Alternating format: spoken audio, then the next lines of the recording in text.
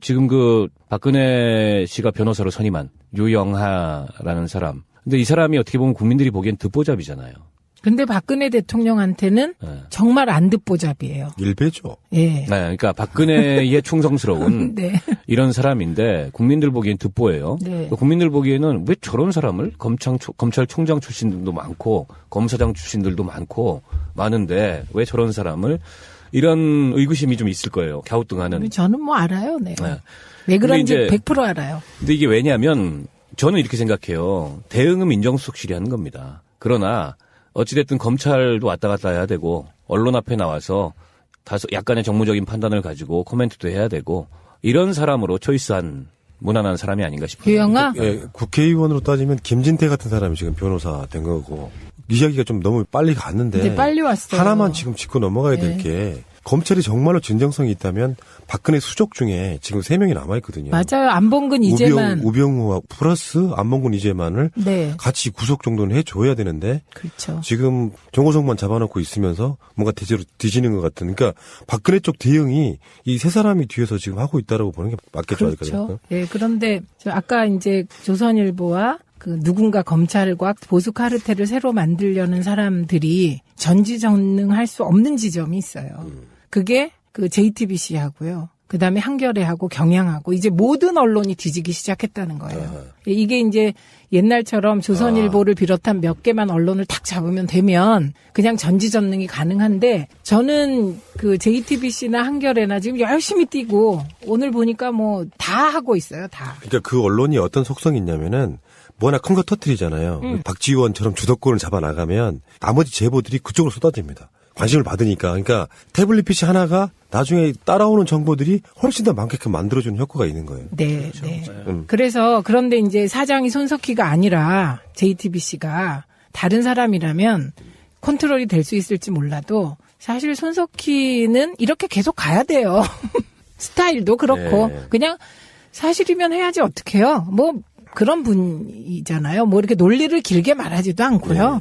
언론이 사실 보도하고 진중하게 가야지. 이거 어떻게 안 합니까? 이런 거라 그 전지전능할 수 없는 게 언론을 컨트롤할 수 없는 조건이 있는 것 같아요. 그래서 검찰이 마음대로 못한다. 네. 그래서 검찰이 다른 때보다 마음대로 못하고 그 박원석 의원이 계속 주장하셨잖아요. 특검이 검찰을 각성시키는 제대로 하게 하는 강력한 카드다. 그건 100%예요. 겁니다. 예. 그래서 컨트롤되지 않은 언론 그리고 특검의 존재가 검찰로 하여금 지금 그 박근혜와 점점점 손을 끊어라 요구하고 있다. 근데 김기춘은 아버지 때부터 이어온 충성파잖아요.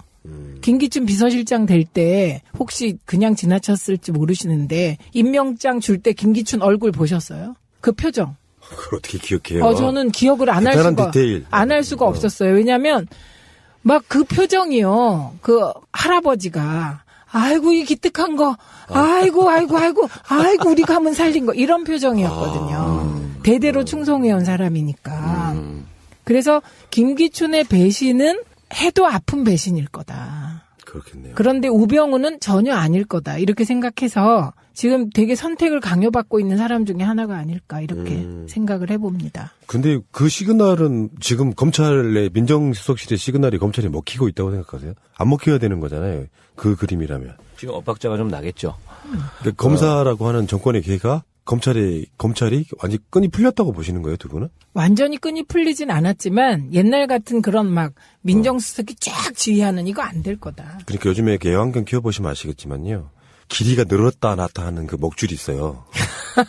그러니까 완전히 풀리진 않았는데 비교적 자유로워진 그런 느낌인가요? 아니 그게 반대일 수 있어요. 지금은 목줄을 검찰이 잡은 걸 수도 있어요. 반대로? 네. 지금 박근혜가 묶여있는 네. 거예요? 수사가 진행되면서 요거예요. 아까 박 의원이 일부 정보를 가지고 딜도 할 수 있고. 그러니까 지금 뭐냐면 수사가 진행되면 될수록 이 상황에서 가장 많이 아는 게 검찰이 되는 거죠. 박근혜와 검찰. 그다음에 저는 아까 유영아 변호사 그런 생각 안 드세요? 이 시점에 한 명만 딱 대통령이 변호인을 선임하는데 딱 한 명 하나요? 많이 할 것 같은데 딱 한 명 했잖아요. 저 그 이유를 알아요. 뭔데? 이 사람이 2007년 대선 때 박근혜 네거티브 팀 대응한 사람이에요. 최태민과 박근혜의 관계, 최순실 관계에 대해서 너무 잘하는 사람? 너무 잘하는 한 명이에요. 막는 방법도 알겠네요. 그러니까 막아왔지 지금까지. 그런데 그래도 제일 잘하는 사람하고 얘기를 해야지. 또 새로운 사람들 와서 아. 그 얘기를 또 하게 되면 비밀이 새나가는구나 일단. 그렇죠. 그래서 한 명으로 한 거예요. 정말 부끄럽구나. 그럼요. 보여주기가. 아 진짜. 저는 뭐 그건 확실해요. 한 명 한 거, 유영아 한 거. 그리고 이분이요 심지어 아무 경력도 없이 국가인권위원을 했어요. 아니 뭐 검사 출신이긴 합니다.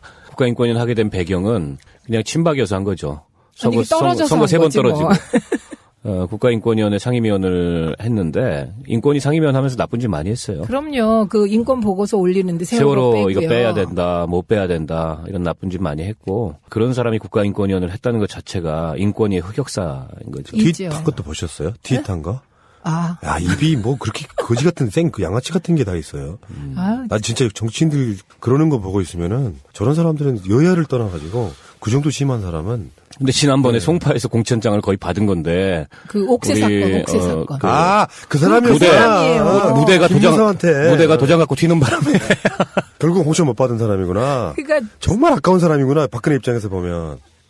정말 17대, 18대, 19대까지 거기까지 선거운동을 얼마나 열심히 해주고. 그 전에 두 번은 군파에서 떨어지고 이번에는 송파에서 공천을 받았는데 도장 갖고 튀는 바람에 무공천 지역이 돼버린. 예. 그래갖고 우리 당 최명길 의원이 주승 거잖아요. 우리 떨어질 거라고 생각했어요. 왜냐하면 거기가 워낙 송파가 새누리당이 센 지역이에요. 그런데. 하필이면 최민희 의원님은 그런 데도 못 받고 딴 데 받아가지고. 진짜. 왜 남양주로 가셨어요? 크크크크. 남양주가 간절히 저를 원했어요. 야, 이거 참. 근데 지금 그러면 박근혜가 이제 뭐 뭔가를 완전히 다 말도 안 되는 실드죠. 다 완전히 정리한 뒤에 그때 서면으로 조사받겠다고 나온 게 유영아의 작품인 거예요? 첫 작품에? 그게 뭐 그건 작겠죠. 유영아가 민정수석하고. 발표한 거고 민정수석실에서 대응한 거죠. 네. 근데 결국은 안 받겠다는 거잖아요. 시그널. 수사 안 받겠다는 겁니다. 와. 왜 제가 얘기했잖아요. 자기가 약속한 걸 어길 수는 있어요. 정치인이란 존재가. 근데 사과 며칠 전에 그것도. 며칠 전에 대국민 울먹울먹 사과문을 뒤집은 최초의 대통령이세요. 그러니까 100만 촛불 이후에 각 언론들이 3차 사과문 나오겠다 했거든요. 네. 그것도 안 할 가능성이 높은 거잖아요. 그렇죠, 지금은. 와, 멘탈 갑이네, 진짜. 멘탈이 없다니까 누누이 얘기하지. 저는 박원석 의원에게 한 표. 멘탈이 저거는- 없기 때문에 예측 불가. 저거는 다른 사람들이 다 이렇게 상황 대응을 해주는 거고 본인은 드라마나 보고 지금 멘탈이 없어. 정말 그럴까요? 저는 거의 무섭잖아요. 그렇다고 그럼 봅니다. 호러잖아, 이거는. 아니 저분의 장르가 호러, 괴기, 샤먼 뭐 다양하잖아요. 그러니까 저는 이렇게 말할 수 있어요. 이분이 청와대에 계시면서 그 날도 11월 12일 날도 프로포폴 드시면서 자기한테 환호하는 군중이라고 착각하는 건 아닐까요?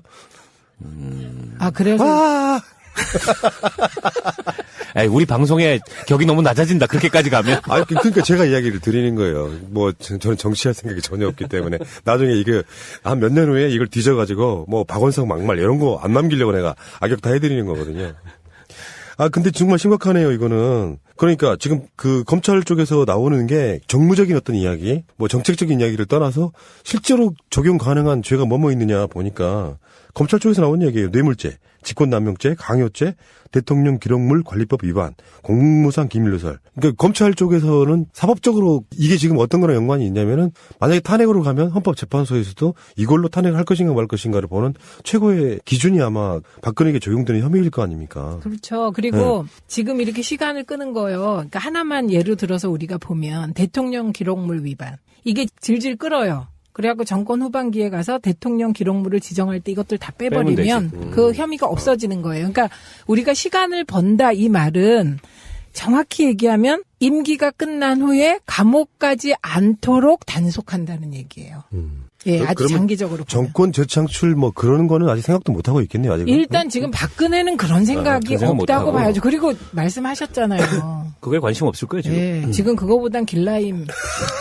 본인이 살아야 되고, 지금 뭐 이제 하야, 뭐 퇴진, 이선후퇴 다 안 하겠다는 것도 까딱하면 감옥 가거든. 그렇죠. 그래서 그 상황을 어떻게든지 막아보려고 저렇게 하고 있는 거고요. 여기 지금 검찰이 열거한 뭐 뇌물죄, 직권남용, 강요죄, 대통령 기록물 관리, 공무상 기밀누설 이렇게 다 해당되고, 저는 오히려 이 형법 91조에 보면 국헌 문란행위라는 게 있어요. 국헌 문란. 지금 국헌 문란죄다 이게. 그러네요. 예. 이건 정말 그 내란에 버금가는 이 최순실 박근혜에 의해서 아니 왜냐하면 국민이 부여한 대통령 권력을 가지고 비밀 정부 사설 정부를 운영을 했어요. 자격 없는 자들을 데리고서 그리고 온갖 국정을 농단했고 이게 내란이죠 사실은. 이런 게 내란이 아니면 뭐가 내란이에요. 아니 그게 내란이고요. 그 JTBC 문건 그 대책회의 문건 보셨죠? 네. 거기 보면 읽을 때 박근혜 대통령이 빼고 읽은 부분 보셨어요? 음. 그 빼고 읽은 부분의 내용이 뭔지 아세요? 다 똑같이 사과하고 다 읽어요. 근데 네. 그 부분이 뺀 게 뭐냐면 비선 실세나 국정농단 세력이 제 옆에 없습니다. 그거는 지우고 안 읽었더라고. 그래서 이제 그걸 왜 그랬을까? 그 있었기 때문에. 자기가 있었기 때문에. 어떻게 이렇게 딱 지운 게 그 부분이더라고요. 자, 검찰은 이제 뭐 이런 정도로 분석하는 게 아직은 뭐 어떤 결과가 제대로 나온 건 없잖아요. 흘리고 있으면서 요런 떠보기 하는 것 같고. 아니, 그다음에 한겨레하고 경향하고 이제 모든 언론이 뒤지기 시작했다는 거예요. 이게 이제 옛날처럼 조선일보를 비롯한 몇 개만 언론을 탁 잡으면 되면 그냥 전지전능이 가능한데 저는 그 JTBC나 한겨레나 지금 열심히 뛰고 오늘 보니까 뭐 다 하고 있어요. 다. 그러니까 그 언론이 어떤 속성이 있냐면은 뭐 하나 큰 거 터뜨리잖아요. 박지원처럼 주도권을 잡아나가면 나머지 제보들이 그쪽으로 쏟아집니다. 관심을 받으니까. 그러니까 태블릿 PC 하나가 나중에 따라오는 정보들이 훨씬 더 많게끔 만들어주는 효과가 있는 거예요. 네, 네. 그래서 그런데 이제 사장이 손석희가 아니라 JTBC가 다른 사람이라면 컨트롤이 될 수 있을지 몰라도 사실 손석희는 이렇게 계속 가야 돼요. 삼성파잖아요. 김기춘 비서실장 될 때 혹시 그냥 지나쳤을지 모르시는데 임명장 줄 때 김기춘 얼굴 보셨어요? 그 표정. 그걸 어떻게 기억해요? 저는 기억을 안 할 대단한 수가 디테일. 안 할 수가 없었어요. 왜냐하면 막 그 표정이요. 그 할아버지가 아이고 이 기특한 거, 아이고 우리 가문 살린 거 이런 표정이었거든요. 대대로 충성해온 사람이니까. 그래서 김기춘의 배신은 해도 아픈 배신일 거다. 그렇겠네요. 그런데 우병우는 전혀 아닐 거다. 이렇게 생각해서 지금 되게 선택을 강요받고 있는 사람 중에 하나가 아닐까 이렇게 생각을 해봅니다. 근데 그 시그널은 지금 검찰의 민정수석실의 시그널이 검찰이 지금 그 박근혜 씨가 변호사로 선임한 유영하라는 사람. 근데 이 사람이 어떻게 보면 국민들이 보기엔 듣보잡이잖아요. 근데 박근혜 대통령한테는 네. 정말 안 듣보잡이에요. 일배죠. 예. 네, 그러니까 박근혜의 충성스러운 네. 이런 사람인데 국민들 보기엔 듣보예요. 네. 국민들 보기에는 왜 저런 사람을 검찰총장 출신들도 많고 검사장 출신들도 많은데 왜 저런 사람을 이런 의구심이 좀 있을 거예요. 갸우뚱하는. 저는 뭐 알아요. 네. 네. 왜 그런지 근데 이제 100% 알아요. 근데 이게 왜냐하면 저는 이렇게 생각해요. 대응은 민정수석실이 하는 겁니다. 그러나 어찌됐든 검찰도 왔다 갔다 해야 되고 언론 앞에 나와서 다소 약간의 정무적인 판단을 가지고 코멘트도 해요. 스타일도 그렇고 네. 그냥 사실이면 해야지 어떡해요. 뭐 그런 분이잖아요. 뭐 이렇게 논리를 길게 말하지도 않고요. 언론이 사실 보도하고 진중하게 가야지. 이거 어떻게 안 합니까? 이런 거라 그 전지전능할 수 없는 게 언론을 컨트롤할 수 없는 조건이 있는 것 같아요. 그래서 검찰이 마음대로 못한다. 네. 그래서 검찰이 다른 때보다 마음대로 못하고 그 박원석 의원이 계속 주장하셨잖아요. 특검이 검찰을 각성시키는 제대로 하게 하는 강력한 카드다. 그건 옆구리에 칼 100%예요. 댄 겁니다. 예. 그래서 컨트롤되지 않은 언론 그리고 특검의 존재가 검찰로 하여금 지금 그 박근혜와 점점점 손을 끊어라 요구하고 있다. 근데 김기춘은 아버지 때부터 이어져 온 해야 되고 이런 사람으로 초이스한